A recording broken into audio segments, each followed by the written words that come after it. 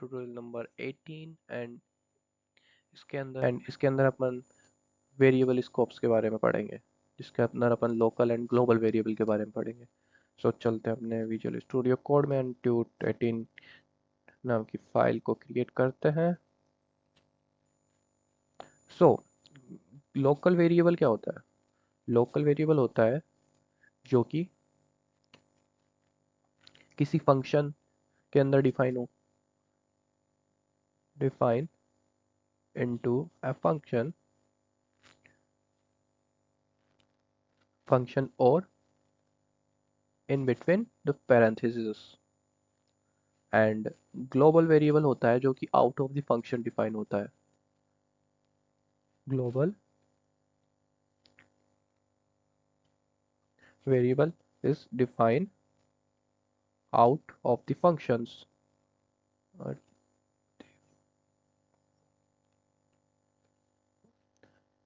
So first we define a local variable.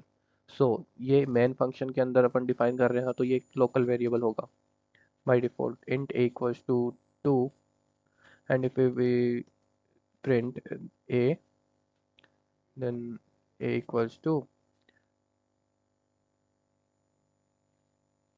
2.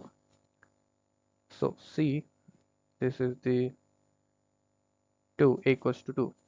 If we execute a function called print a, sorry, and इसके अंदर अपन print करवाते हैं सी out a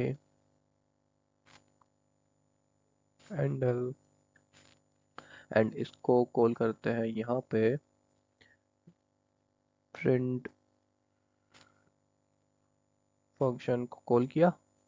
now there is an error, a was not declared in the scope, so a is a local variable। तो ये सिर्फ इस main function के अंदर ही इसका स्कोप होगा, इसके बाहर इसका कोई स्कोप नहीं होगा। तो अपन को यहाँ पे a प्रिंट करवाने के लिए या तो यहाँ पे कुछ आर्गुमेंट देना पड़ेगा, बट उसके लिए एक्स्ट्रा मेमोरी बनेगी और वो इस वेरिएबल की कॉपी बनाएगा।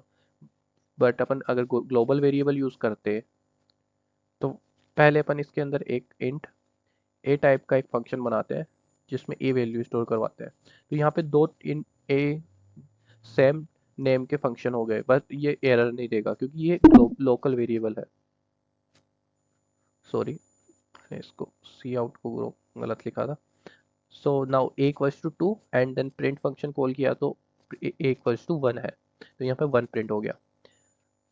If we declare global function, तो global function out of the function create होगा, तो इंट अपन ए इक्वल्स टू 3 करता है। नाउ अगर हम इसको प्रिंट करवाएंगे तो क्या होगा? तो लोकल वेरिएबल को ज़्यादा प्रेफरेंस दे रहा है ये, तो किसी फंक्शन में लोकल वेरिएबल को ज़्यादा प्रेफरेंस मिलेगी as compared to global variable. अगर अपन यहाँ पे इसको कमेंट आउट कर दें, नाउ किसी भी फंक्शन में को ए डिक्लेयर नहीं है, बल्कि जबकि a is a global variable, so a equals to 3 and 3। Okay, so अब हमें अगर सेम नेम का एक ग्लोबल वेरिएबल है और एक लोकल वेरिएबल है, अपने को ग्लोबल वेरिएबल को कॉल करना है, तो अपन स्कोप रेजोल्यूशन ऑपरेटर का यूज करेंगे, जो कि ये कोलन होता है, डबल कोमा कॉलम होते हैं, डबल पॉइंट होता है। And now if we execute this code, then this execute the sorry scope resolution operator. This is the scope resolution operator, sorry. Now a equals to 3 and a equals to 3. If we see out a equals to a and l, now इस a का मतलब होगा ये एक local variable and this a represents the global variable because of this scope resolution operator. सो यहाँ पे पहले a equals to 2 होगा क्योंकि ये लोकल वेरिएबल को इंडिकेट कर रहा है, तो लोकल वेरिएबल में 2 है store and this is the global variable. Global variable में 3 स्टोर है।